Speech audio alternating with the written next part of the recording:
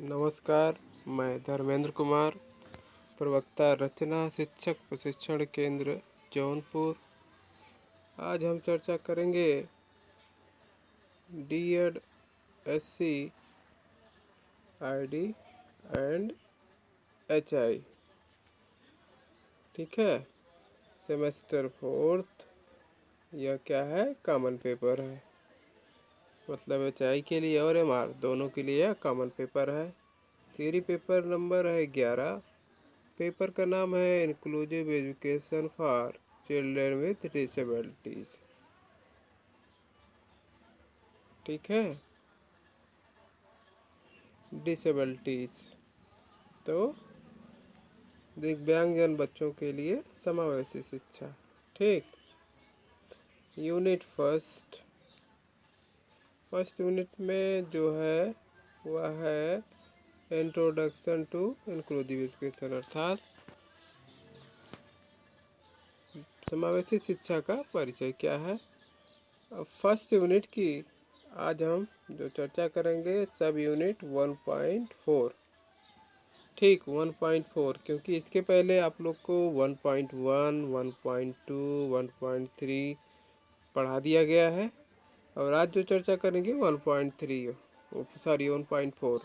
1.4 में जैसा कि आज SSA है, IED SS है एंड रमसा है, लेकिन आज जो चर्चा जिसके बारे में करेंगे केवल SSA के बारे में चर्चा करेंगे। ठीक है, SSA के बारे में चर्चा करेंगे, बाकी नेक्स्ट वीडियो में IED SS के और रमसा अलग अलग वीडियो में बनाया जाएगा। ठीक है, तो आज जो चर्चा होगी SSA के बारे में। ठीक है, SSA क्या है इसके बारे में चर्चा होगी। ठीक, SSA सर्व शिक्षा अभियान क्या है। ठीक, तो प्रत्येक मनुष्य को यह अवसर मिलना चाहिए कि वह अपने जीवन को बना सके, परंतु संयोगवश दुनिया में आज भी बहुत से बच्चे ऐसे अवसर के बिना ही बड़े हो रहे हैं, क्योंकि उन्हें प्राथमिक विद्यालय में पढ़ने के मौलिक अधिकारों से भी वंचित रहना पड़ता है। ठीक है, सर्व शिक्षा अभियान प्राथमिक शिक्षा के व्यापकीकरण हेतु केंद्र सरकार का एक ऐतिहासिक कदम है, जिसके बृहद लक्ष्यों को राज्य सरकारों की साझेदारी से समेकित उपागम के द्वारा समय सीमा के अंतर्गत हासिल किया जा सकता है। इसे संपूर्ण राष्ट्र में लागू किया जा रहा है, जिसके अंतर्गत अन्य सभी व्यापक सरकारी शैक्षणिक कार्यक्रमों को भी सम्मिलित किया गया है।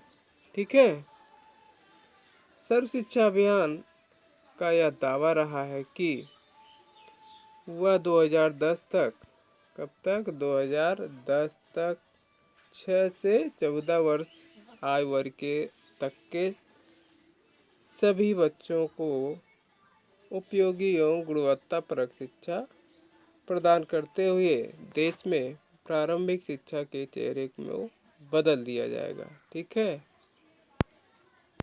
ठीक, भारत के तत्कालीन प्रधानमंत्री श्री अटल बिहारी वाजपेयी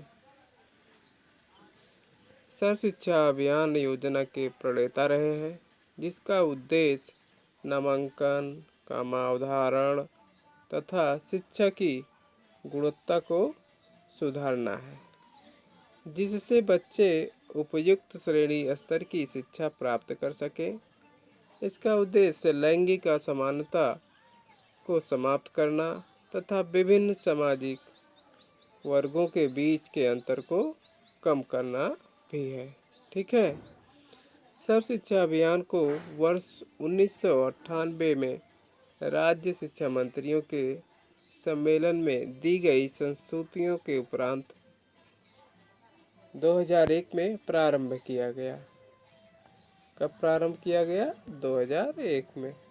ठीक है, इसके ठीक बाद संविधान के 86वें संशोधन में 6 से 14 वर्ष के आयु वर्ग के बच्चों को मुफ्त एवं अनिवार्य शिक्षा, कौन सी शिक्षा?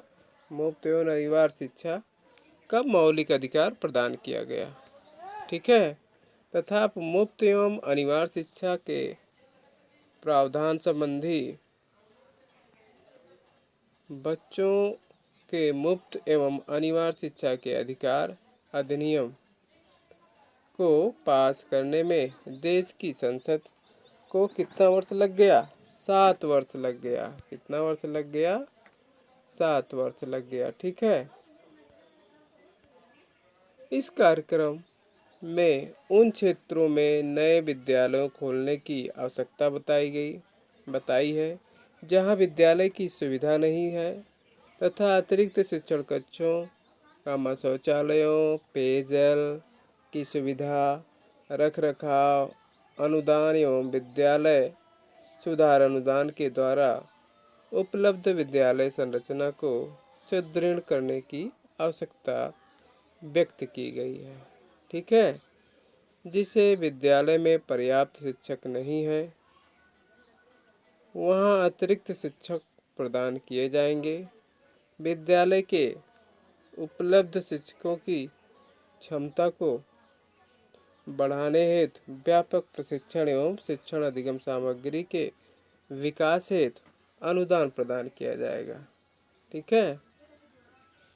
तथा इसके अंतर्गत विकासखंड एवं जिला स्तर पर शैक्षणिक सहयोग प्रदान करके शिक्षा व्यवस्था को सुदृढ़ किया जाएगा।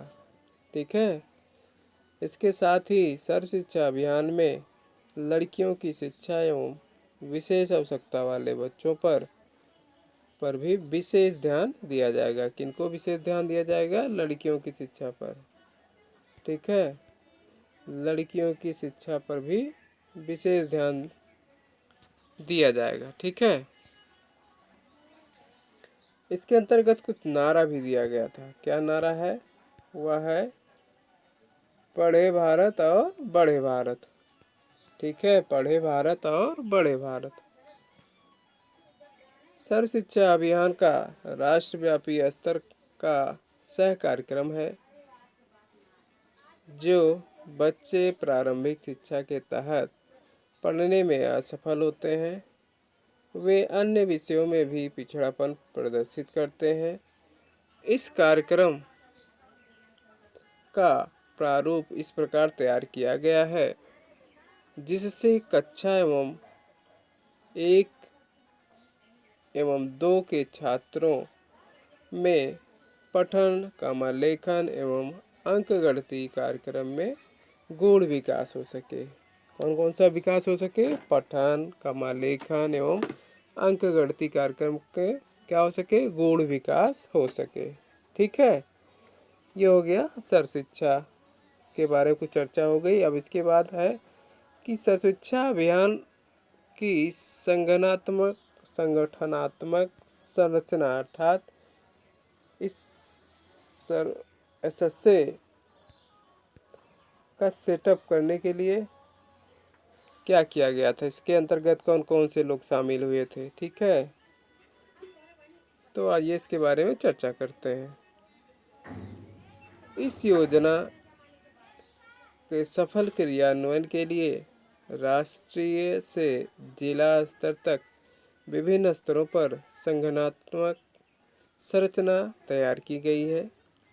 इसमें प्रधानमंत्री एवं सर्व शिक्षा अभियान के राष्ट्रीय संगठन के सामान्य परिषद के सदस्य होते हैं। मानव संसाधन विकास मंत्रालय के मंत्री, कार्यकारिणी समिति के अध्यक्ष तथा प्रारंभिक शिक्षा विभाग के सचिव इसके उपाध्यक्ष होते हैं। इस योजना के क्रियान्वयन की निगरानी के लिए प्रारंभिक शिक्षा केंद्र का गठन किया गया है। इसके साथ साथ विभिन्न मंत्रालयों तथा विभागों से कुछ सदस्य सम्मिलित होते हैं। मतलब इसको बनाने के लिए कुछ सदस्य सम्मिलित होते हैं। इस योजना को तैयार करने के लिए, इस कार्यक्रम को बनाने के लिए कौन कौन से सम्मिलित होते हैं सदस्य? ठीक है। तो वह है भारत सरकार के वित्त मंत्री, योजना आयोग के उपाध्यक्ष, महिला एवं बाल विकास मंत्रालय के राज्य मंत्री। ठीक है।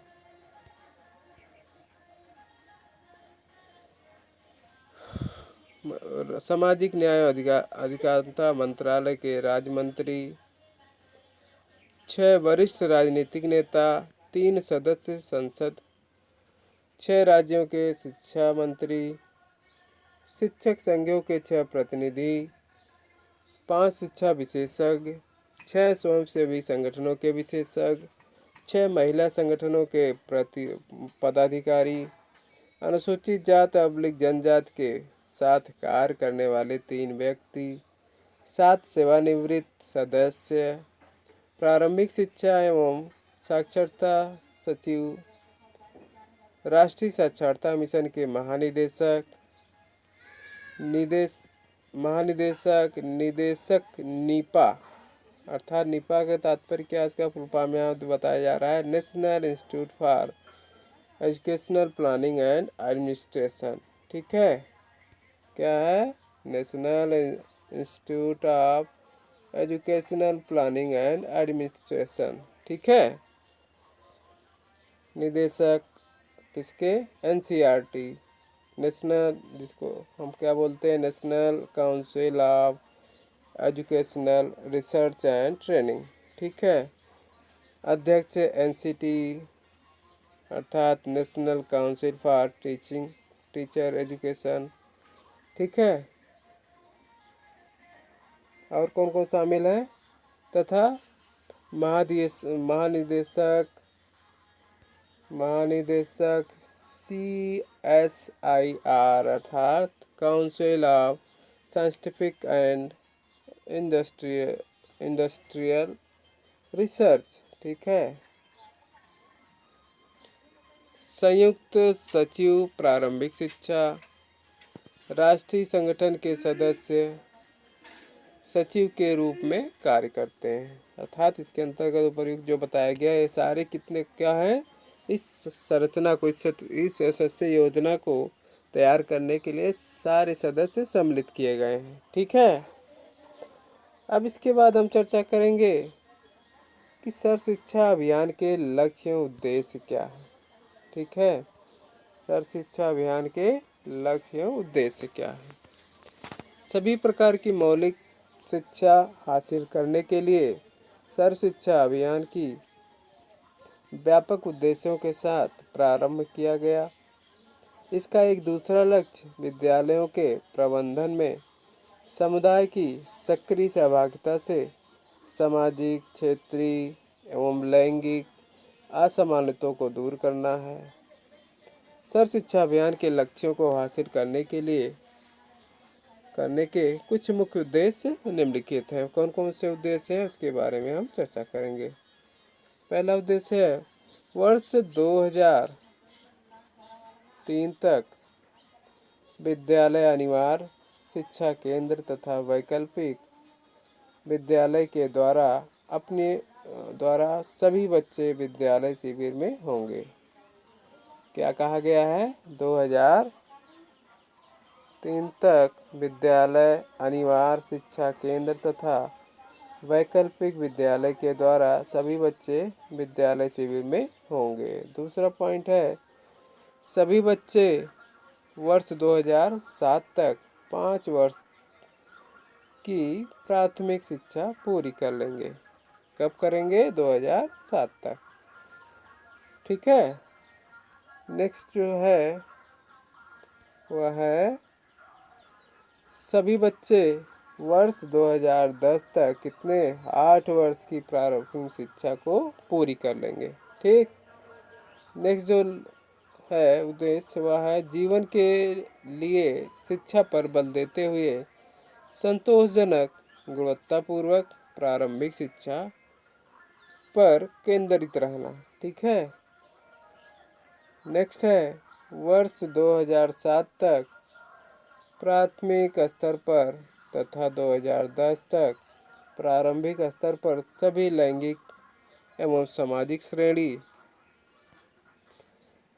की असमानता को क्या करना है, दूर करना है। ठीक है, लास्ट में जो लक्ष्य उद्देश्य है वह है 2010 तक बच्चों का विद्यालय में सार्वभौमिक अवधारणा सुनिश्चित करना। ठीक है, तो आज हम लोगों ने एसएसए के अंतर्गत क्या पढ़ा है, एसएसए है क्या, उसके बारे में चर्चा हुई। एसएसए को, इस योजना को सेटअप करने के लिए कौन कौन से सदस्य शामिल होते हैं, इसके बारे में चर्चा हो चुकी। और एसएसए के लक्ष्य उद्देश्य क्या हैं, इसके बारे में भी चर्चा हो चुकी है। ठीक है, अर्थात इसके बारे में आप लोग को पढ़ा दिया गया है। अब इस योजना अर्थात एसएसए से संबंधित आप लोग को 3 क्वेश्चन दिया जाएगा, जिसका उत्तर आप असाइनमेंट के तहत लिखकर आप हमें व्हाट्सएप के माध्यम से या जिस ग्रुप में वीडियो भेजा जा रहा है उस ग्रुप में वीडियो भेजकर आप भेज सकते हैं, जिससे आपका मूल्यांकन किया जा सके कि आपने कितना सीखा। ठीक है, तो पहला क्वेश्चन नोट करिए, सर्व शिक्षा अभियान क्या है, चर्चा कीजिए। सर्व शिक्षा अभियान क्या है, चर्चा कीजिए। दूसरा क्वेश्चन है, सर्व शिक्षा अभियान की संगठनात्मक संरचना के अंतर्गत कौन कौन से सदस्य शामिल होते हैं, इसका वर्णन कीजिए। ठीक है, अर्थात इस योजना को सेटअप करने के लिए कौन कौन से सदस्य शामिल होते हैं, इसका वर्णन कीजिए। ठीक है, लास्ट में जो क्वेश्चन है वह है, सर्व शिक्षा अभियान के लक्ष्य एवं उद्देश्य क्या है। सर्व शिक्षा अभियान के लक्ष्य एवं उद्देश्य क्या है, चर्चा कीजिए। ठीक है, तो आज का टॉपिक यहीं समाप्त होता है। नेक्स्ट हम फिर नए टॉपिक के साथ मिलेंगे। धन्यवाद।